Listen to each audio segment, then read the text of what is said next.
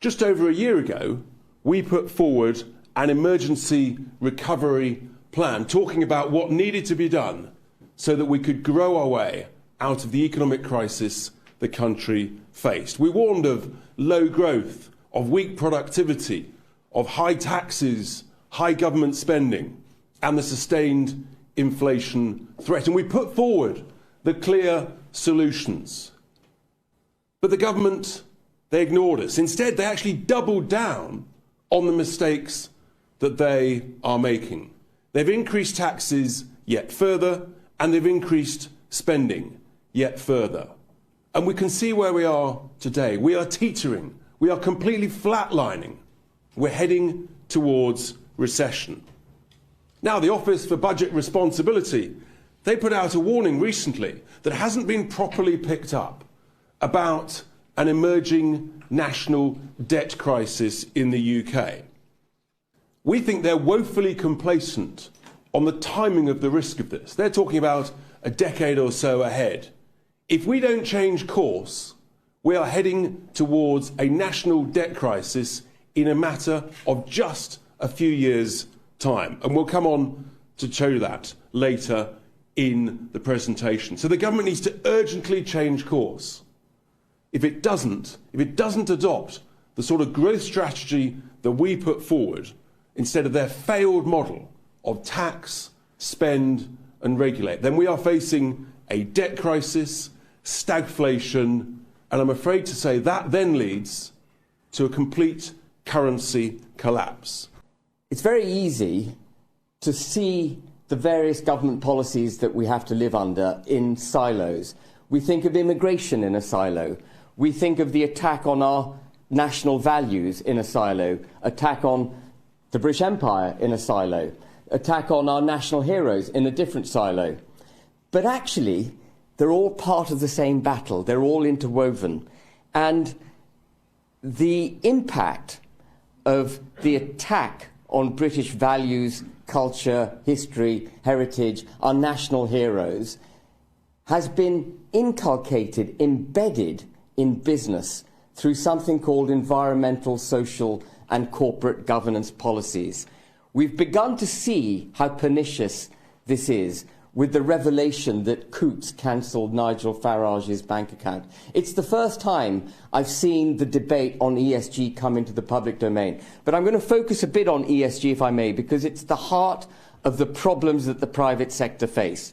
No longer are companies just out there to make money. They're out there to deliver what they view as social justice.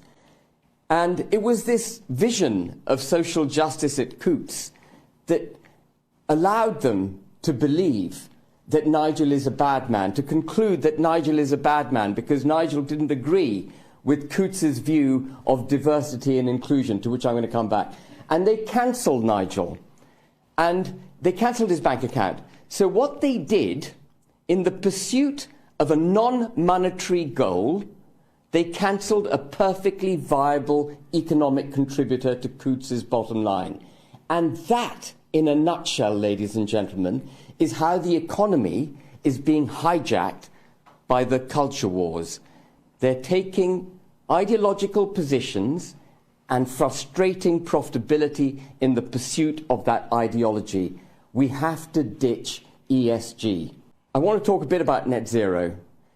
The US has had this fantastic growth rate that I mentioned. The way it's addressed what Biden describes as the climate crisis is first to become completely fossil fuel independent. It's fracked its way to energy independence. The US used to be one of the biggest importers of fossil fuels. It's now a net exporter of fossil fuels. On the back of that, with the strength that that afforded the US, it has announced the biggest climate crisis fighting package in the world, a $370 billion inflation reduction scheme. It can do that with confidence because it's got a growing economy, because it's energy independent. What we've done in this country is the exact opposite. And again, it comes back to ESG, this drive to net zero. We've adopted the drive to net zero. We've turned our back on our own domestically available fossil fuels, and we've championed renewables when renewables aren't cost-effectively available. Another massive burden on the UK economy. Got to get off this bandwagon of ideology in business.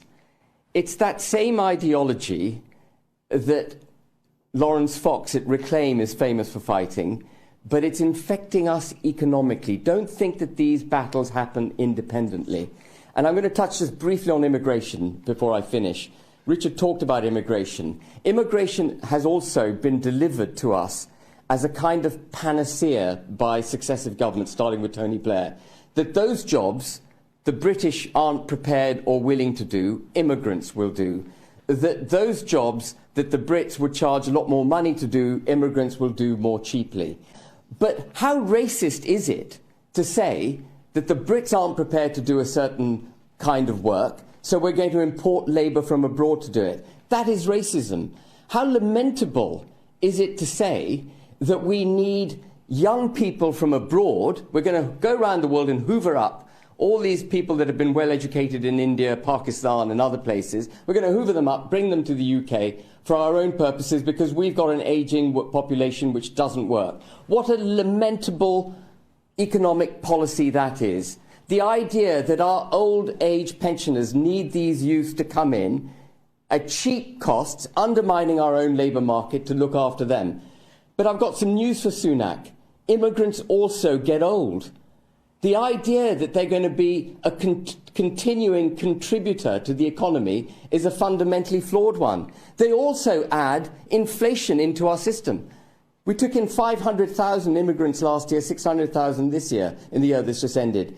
That's 1.1 million people. You don't think that creates inflation in costs for housing, NHS, infrastructure, and every other public sector that we know currently isn't working? We've got a failed economic policy driven government. They're socialists, fundamentally socialists, and I'm just going to wrap up by reiterating that eventually the problem with socialism is that you run out of other people's money. Thank you very much.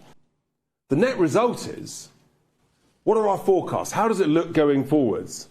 And this is where the Office for Budget Responsibility, that so many people think are brilliant and we should listen to their every single word. Well, let's just look at their forecasts over the next few years, shall we? And it's on the screen and on the slides here. For the next 3 years, after this year, the Office for Budget Responsibility is forecasting that inflation, currently at 7.9%, will be below 1% every single year. That's never happened for 3 years on the trot. Not in living memory. It's never happened, and yet they think it's going to happen for the next 3 years. If you look at our forecasts, we think it'll reduce to 4.5%, 3.5%, and if we're lucky, we get back to 2% inflation. This is serious, because higher inflation means, of course, higher government spending. It means higher interest rates. It's a vicious circle. So all of their forecasts are on the basis you're going to get down to below 1% for 3 years on the trot. That is woefully, woefully unrealistic. And then let's look at their growth forecast. Well, so they're assuming that inflation will go all the way down, and then that we will grow at 1.8%, 2.5%, 2.1%. That would be nice. But given that our taxes, the government spending now is 47% of the whole of our economy, a third higher than it was 20 years ago. Again, woefully optimistic. If you look at our forecasts, given that we're flatlining at best at the moment and heading south, we're forecasting a recession over the next 12 to 18 months. And then a gradual return to growth. 0.8%, 1.3, 1.5. We think that the OBR is being woefully optimistic on inflation and woefully optimistic on growth. And if we're right, the impact of that on the government finances is really serious. And don't just take our word for it.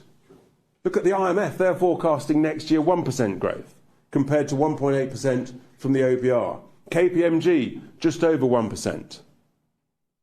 The CEBR, they agree with us on inflation levels. The impact is dramatic. And that's why I say iceberg ahead unless we change course.